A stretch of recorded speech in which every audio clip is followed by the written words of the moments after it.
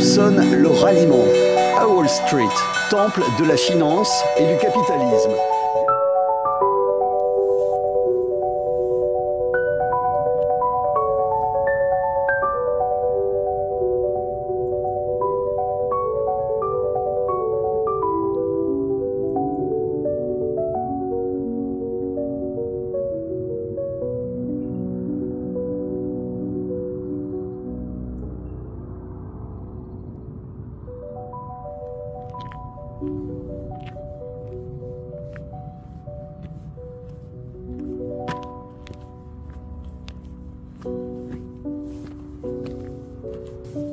Bonjour.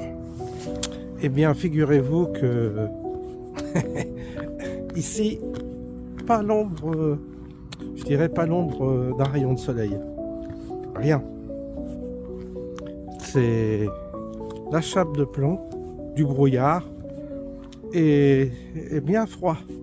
Bien froid. Pour ça que la tentation, c'est de rester dedans. De rester à l'intérieur, de ne pas bouger, et ça c'est pas bon. Donc faut sortir, faut s'obliger à sortir. Bon bah une fois qu'on est sorti, ça va, mais c'est vrai que ça encourage pas. Si au moins on avait un peu de lumière, un peu de soleil, ça aiderait, mais là c'est du rail en ce moment. De toute façon cette région elle est dure. L'hiver est très long.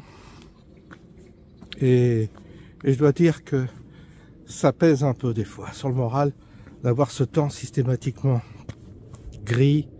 Enfin, c'est des jours et des jours et des jours où il fait gris. Hein. C'est fatigant.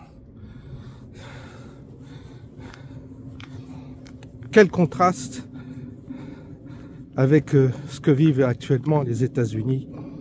Je change de sujet, mais quel contraste quand on voit l'enthousiasme, l'énergie de malade que nous envoient les États-Unis à travers un homme de 78 ans, Elon Musk, je ne sais pas quel âge il a, peut-être une cinquantaine d'années, mais quand je vois que de toutes les gens qui sont à son meeting, on voit des personnes de tout âge, de tout niveau, donc il n'y a pas de question d'âge, c'est un peuple qui est encore vivant, il n'y a pas à dire. Il y a un contraste avec nous.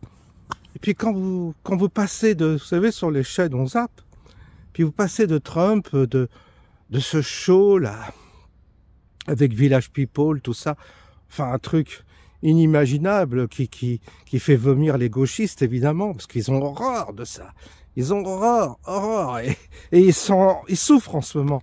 Pour ça, ils veulent sortir de X, ils veulent ils sont complètement paniqués, le petit cercle bourgeois, bobo parisien, panique totale.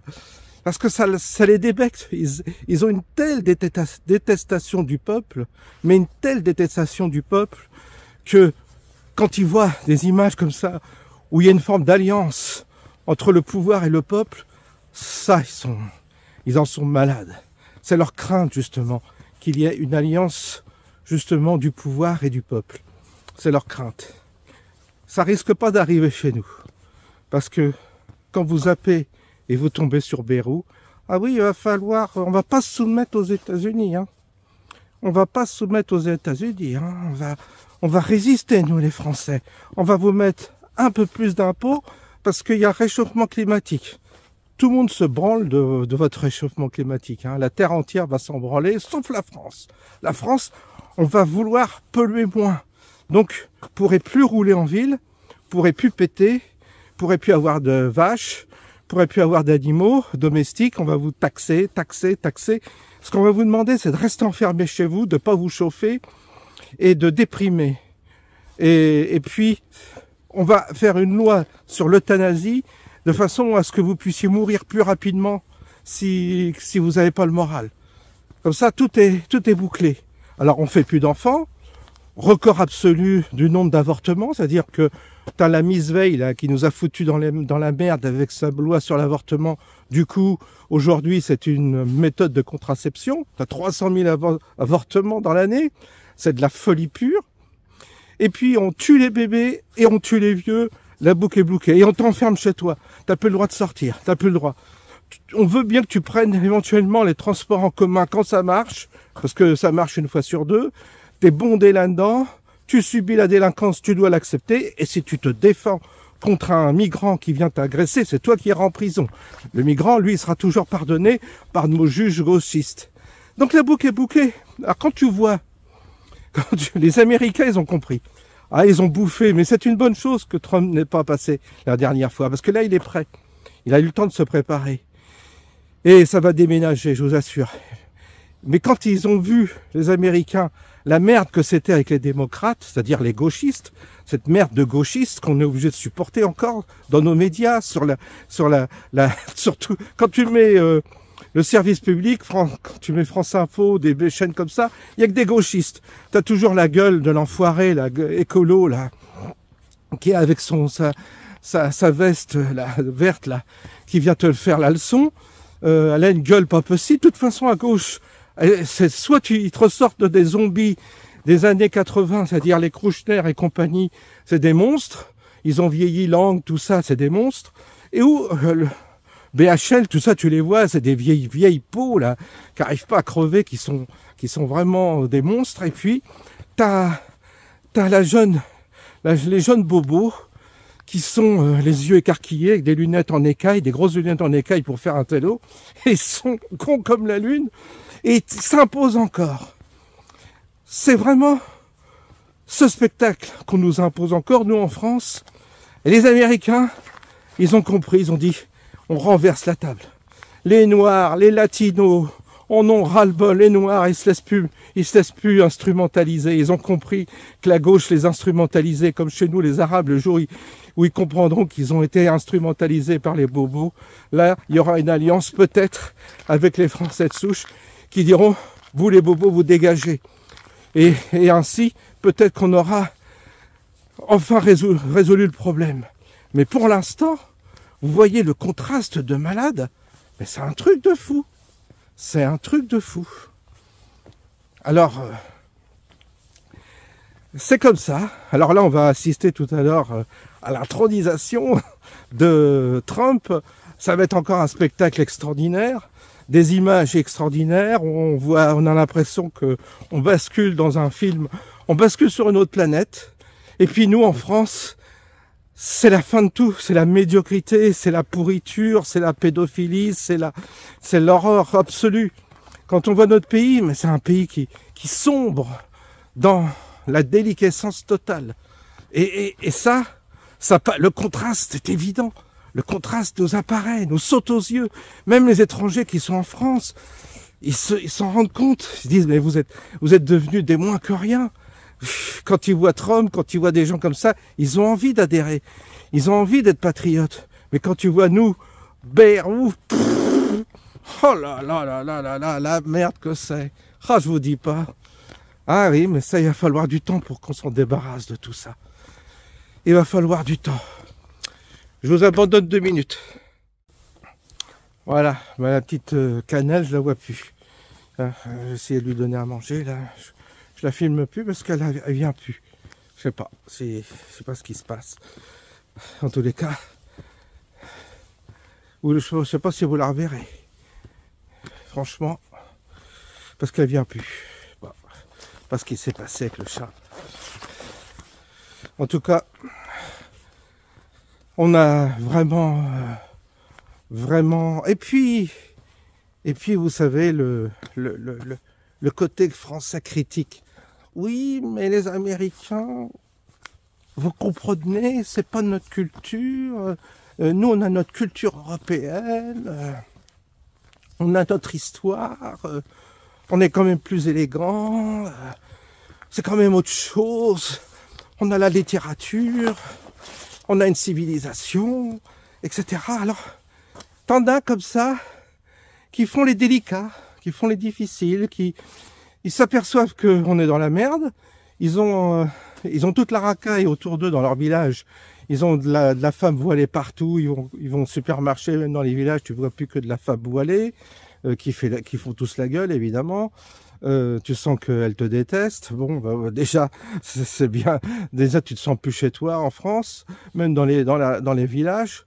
Et puis Puis t'en as certains, je parle de gens de droite, qui jouent les délicats. Il dit, ah ben les États-Unis, non, Trump, elle est un peu vulgaire hein, quand même. En puis derrière, c'est de toute façon, ne nous faisons pas d'illusions. Alors tout ça, on se rassure toujours jusqu'au dernier moment. Toi, tu crèves, t'as plus rien à bouffer, tu vis dans le froid, tu peux plus te chauffer.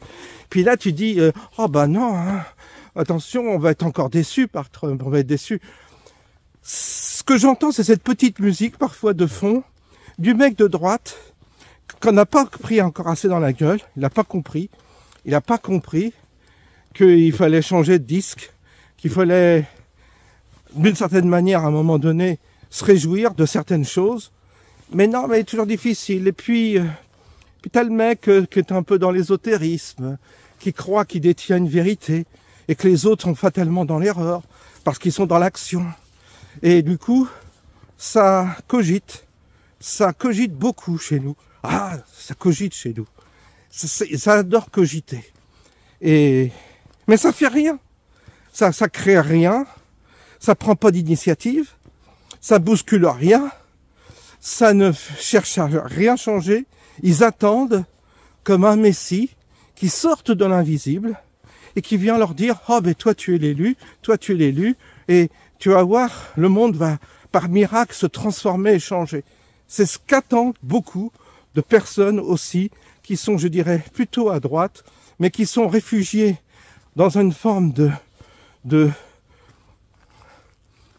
mégalomanie et un peu spirituelle et qui refusent le monde tel qu'il est. Ils refusent le compromis avec le monde. Et à partir du moment où tu refuses le compromis avec ce monde, bah tu perds fatalement. C'est pour ça que toujours rechercher la perfection, c'est pas possible.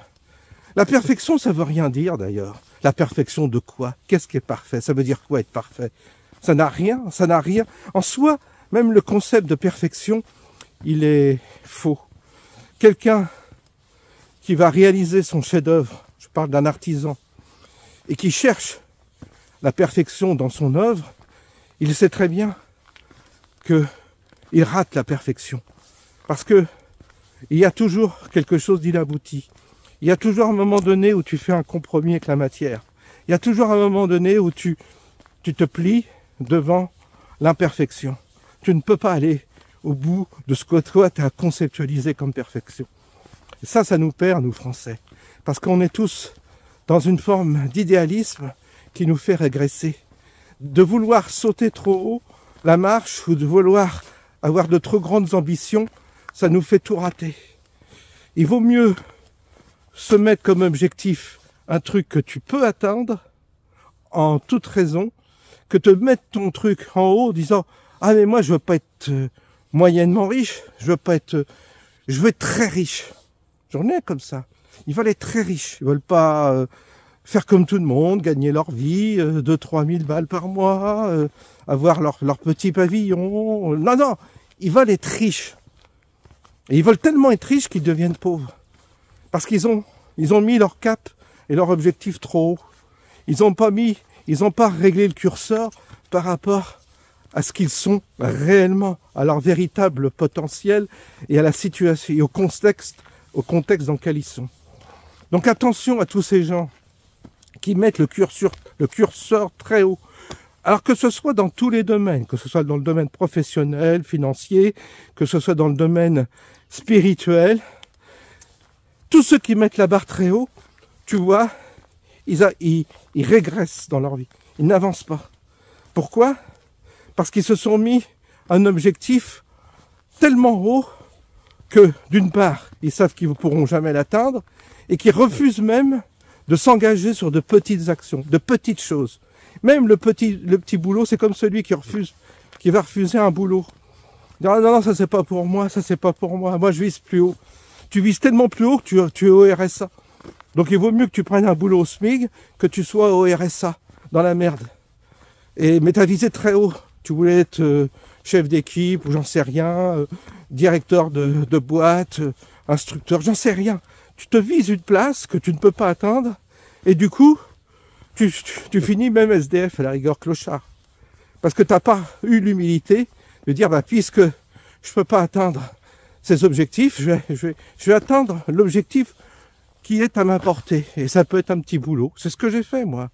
J'ai bossé je me suis retrouvé au SMIC, je me suis retrouvé à faire des boulots de merde.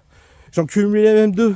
Pourquoi? Parce que je pensais qu'avoir dirigé mon entreprise me donnerait une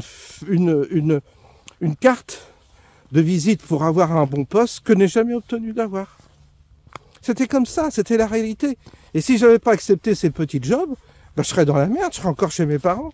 Je serais en Tanguy à 50 ans, j'aurais fini avec ma mère ou mon père, vous voyez, comme beaucoup d'ailleurs. Alors que le fait de dire, bah oui, j'accepte le petit boulot, tu grimpes, et après tu progresses, et après tu t'en sors. Tu trouves un boulot un peu mieux payé. En tous les cas, tu n'es plus dépendant des autres, parce que être dépendant des autres, il n'y a rien de pire. Donc il faut toujours être indépendant. Du coup, il ne faut jamais avoir besoin des autres, jamais. Et puis, il ne faut jamais demander aux autres non plus. C'est une question de dignité, de fierté. Et d'autre part, il faut savoir se débrouiller par soi-même. Si tu n'es pas capable de débrouiller par toi-même, c'est que tu dois te remettre fondamentalement en cause et ne pas accuser l'autre qui ne veut pas t'aider ou qui ne veut pas te prêter de l'argent. Parce que souvent, ça se retourne comme ça, la situation. Donc si toi, tu es dans la merde, tu dois analyser pourquoi tu es et tu dois aller jusqu'au bout de ton expérience pour bien comprendre tes erreurs et tes erreurs de jugement, d'analyser tout. C'est très important pour pas retomber une deuxième fois. Sinon, si tu commences à devenir assisté en jouant sur les autres, tu échappes à ton propre destin, tu échappes à ta propre destinée et tu échappes à la propre leçon dont tu dois tirer. Ignorer le monde dans lequel on est et faire une mauvaise analyse, c'est la première des choses qu'on doit éviter de faire. On doit se corriger en permanence par rapport au monde réel dans lequel on est. On doit corriger. Et si tu ne corriges pas cela, c'est que tu dois être modeste face au monde réel. Tu dois être modeste par rapport à cette incarnation. Parce que tu sais jamais ce qui te pend au bout du nez. Et le fait d'ignorer, surtout d'ignorer certaines lois, te mène souvent à la catastrophe. Et c'est comme ça que nous, Français, collectivement, nous sommes tellement arrogants, nous sommes tellement prétentieux, nous sommes tellement suffisants que nous en avons perdu, nous avons tout perdu, tout perdu. Nous avons besoin de retrouver le chemin de l'humilité collectivement. Et pour l'instant, on n'a pas encore bouffé assez de la vache enragée. Alors on va en bouffer, parce que là, avec Trump, évidemment, ça va nous mettre face à nos propres responsabilités. Et on va avoir, si vous voulez, la monnaie de notre pièce, parce que on va se positionner contre les États-Unis, on est positionné contre la Russie, on est positionné contre les États-Unis, on va être positionné contre le monde entier, et on dira c'est moi qui avais raison, et ça va finir comme le SDF alcoolique, c'est toi qui avais raison, mais tu avais tellement raison qu'aujourd'hui tu tends la main pour qu'on te donne une pièce parce que tu as été incapable de t'en sortir dans la vie, parce que tes analyses étaient fausses, tout le temps. Mais tu n'as jamais remis en cause tes analyses. Et comme tu n'as pas remis en cause tes analyses, tu n'avanceras jamais. Tu seras perpétuellement en échec. Et c'est pas la peine de se réfugier dans un délire spirituel ou mystique pour justifier notre état. Parce que ça, c'est l'astuce. Certains, n'ayant pas la possibilité de s'en sortir dans notre monde, basculent dans une forme de mystique, de mysticisme, où tout est justifié. Ah bah les saints, ils étaient pauvres. Alors c'est comme c'est normal, etc. Je vais vous faire voir, parce que là, le spectacle est quand même, j'ai bien fait de sortir.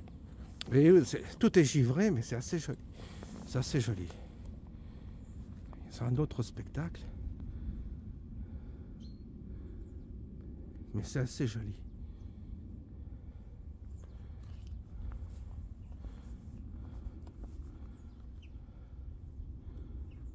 Tout est givré. Et c'est particulier, hein. Alors moi, je ne veux pas vous donner de leçons, vous savez, je considère que la vie, qui est très courte, est un apprentissage et une forme comment dire, d'exercice où la matière a son importance. En tous les cas, la dimension dans laquelle on est nous oblige à ne pas négliger la matière, ne pas négliger la matière qui nous entoure. Et cette négligence, malheureusement, elle est très courante parce que on part dans des spéculations mentales, spirituelles, intellectuelles, tout ce que vous voulez, et ça nous permet d'échapper au monde réel. Le monde réel, la matière, il y a de la magie dedans. Il y a une présence dans la matière. Il y a une vie dans la matière. Et cette vie dans la matière, il est important de la comprendre, de l'apprivoiser, de l'approcher avec humilité et de la dompter peut-être aussi. Et c'est comme ça que on en tire quelque chose. C'est comme ça qu'on en tire quelque chose de positif, je dirais. Parce que il y a une multitude d'obstacles, de pièges dans cette vie. Il y a une multitude de résistances aussi. Et si tu n'apprends pas à cohabiter avec cette matière et que tu cherches par un biais ou un autre à échapper à cette réalité en trouvant des prétextes, la matière ne te le pardonne pas. C'est-à-dire tu reçois 10 fois plus de coups que si tu cherches à la comprendre. Je vous dis ça parce que je suis le témoin de beaucoup de personnes avec lesquelles j'ai été en compagnonnage amical ou intellectuel, et j'ai beaucoup cheminé et partagé avec bien des personnes, que ce soit des hommes ou des femmes. Et je ne parle pas de liens affectifs, ou de liens, de relations amoureuses. Je parle de cheminement amical, purement amical et purement, basé sur le compagnonnage et l'échange. Ce que j'ai vu, ce que j'ai entendu en tous les cas, c'est que c'est mon image à moi. Mais j'ai l'impression que ceux qui cherchent, c'est déjà une bonne chose de chercher, ceux qui cherchent ont tendance à cloisonner leur vie, à cloisonner leur vie, à cloisonner leur environnement. Et comme ils ont cloisonné l'environnement dans lequel ils sont, comme une bulle, ils se confrontent à des obstacles dont ils ne peuvent tirer de leçons. Ils se confrontent à des choses et malheureusement ces obstacles ou ces confrontations ne les conduisent pas la plupart du temps à des déductions qui seraient des déductions heureuses, des déductions qui conduisent à trouver des solutions qui leur seraient profitables. Ainsi, c'est comme une spirale, ils s'enferment dans un cercle et recommencent et recommencent et recommencent et recommencent et ils répètent sans qu'ils en soient conscients, mais ils sont pris dans une boucle répétitive qui les conduisent toujours à reproduire les mêmes séquences. Et donc, ils sortent pas de leur problématique, ils sont dedans, ils se sont installés dans une problématique. Et c'est vrai que certains cherchent la voie spirituelle, ce qui est honorable, mais cette voie spirituelle, si tu la cherches hors de la matière et hors de notre problématique, en imaginant qu'elle va corriger quelque chose qui ne va pas chez toi, eh bien, ils se trompent. Et donc, ils vont s'obstiner dans une quête invisible, et en même temps, c'est une astuce du cerveau pour s'échapper, enfin c'est une forme d'astuce, malheureusement une mauvaise astuce, qui consiste à échapper à la propre remise en question de ton existence et de tes choix. Quand on a... C'est très facile de voir chez les autres ce qui ne va pas. Chez soi, c'est beaucoup plus difficile. On est très clairvoyant concernant les autres. Oh, bah ça, on est super fort là, pour voir ce qui ne va pas chez l'autre. Mais concernant soi, concernant sa vie, on a beaucoup de mal. Et puis, vous savez, c'est très dur quand on a investi, quand on a bâti quelque chose, quand on a fait un choix qui a demandé énormément d'efforts. Moi, c'était le cas pour mon entreprise. Quand on a travaillé comme un dingue, bourlingué, et je dirais, quand on a consacré une grande partie de sa vie sur un projet, sur une réalisation, sur quelque chose qui nous tenait à cœur, c'est très difficile ensuite de se désengager, d'admettre qu'on s'est planté, on s'est planté et qu'en se plantant, on peut en tirer une leçon. Mais ça demande un sacrifice énorme de renoncer à quelque chose qui nous a habités pendant des années, je dirais. Très difficile. En fait, c'est très difficile d'accepter qu'on s'est trompé dans la vie, qu'on s'est trompé de voie, qu'on s'est trompé de projet, qu'on n'a pas fait ce qu'il fallait, qu'on n'a pas écouté qui il fallait. Et donc, ça c'est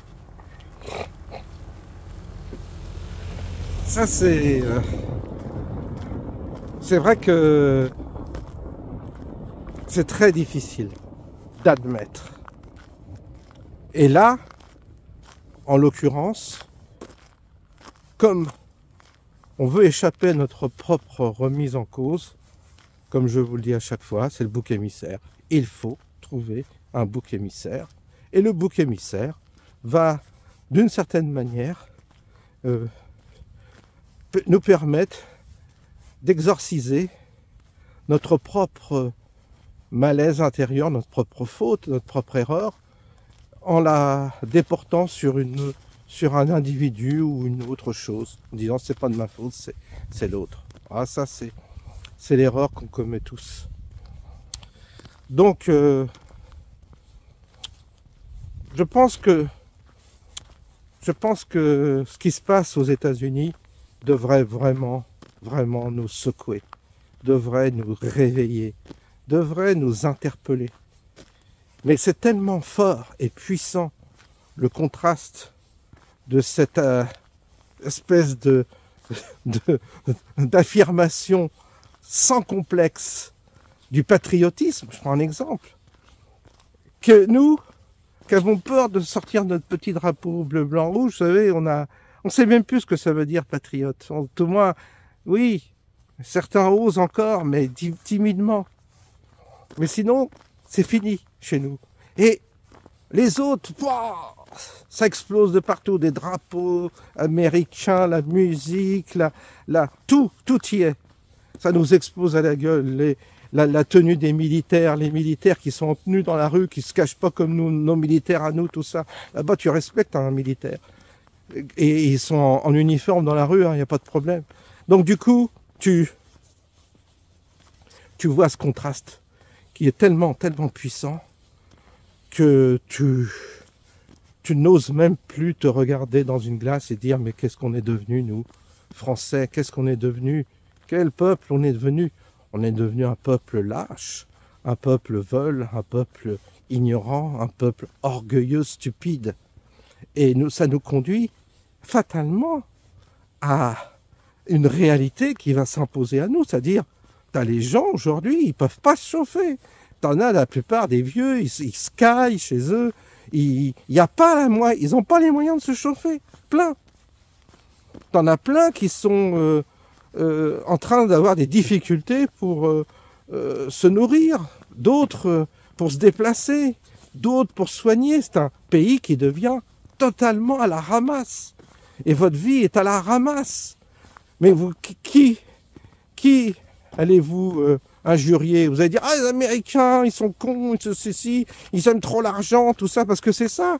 Que les gens qui sont dans la merde, ils disent, ah, mais c'est l'argent le problème, c'est l'argent. C'est pas bon l'argent. Ah oui, c'est pas bon. C'est la faute de l'argent. Il n'y aurait pas d'argent, tout irait mieux. Tu trouves plein d'occasions et plein d'excuses pour justifier ton état ton état complètement de dégringolade, quoi. Ton état totalement, je dirais, réduit.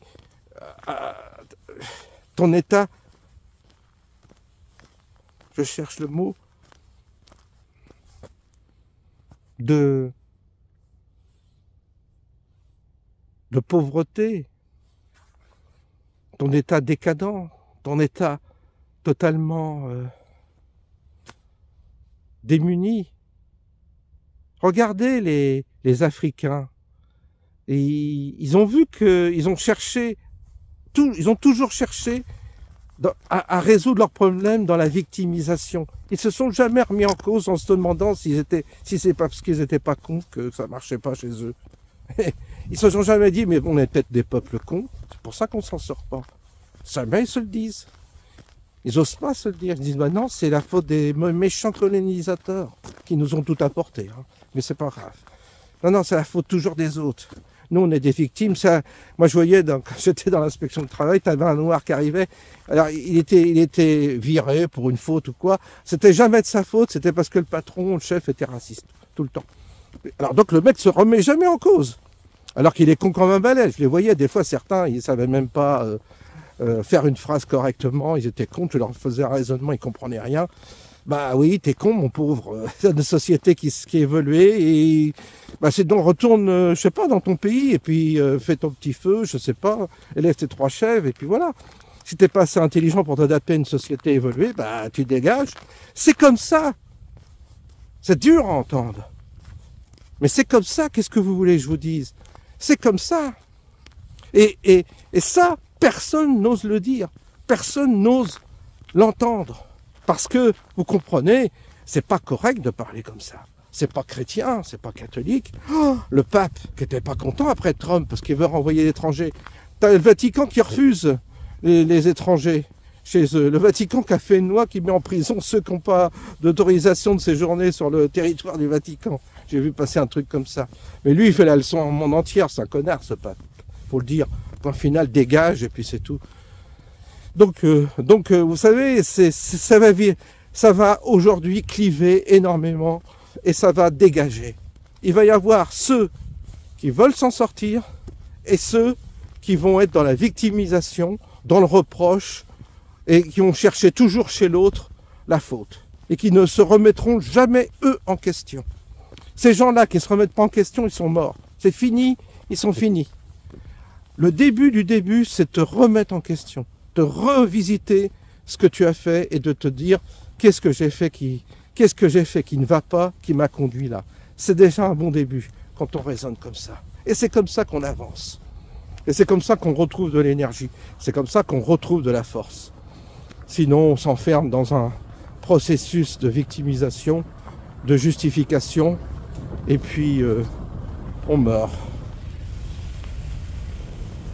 Voilà. Donc, c'est comme ça. Alors, on va voir là, tout à l'heure, la spectaculaire intronisation de Trump. Ça va nous déranger, nous Français. Parce qu'on a Bayrou et un petit truc là de Macron, là, ce petit vermisseau là qui est plus... Enfin bref. C'est comme ça, qu'est-ce que vous voulez? C'est comme ça. C'est comme ça. On verra si certains ont la force de renverser la table.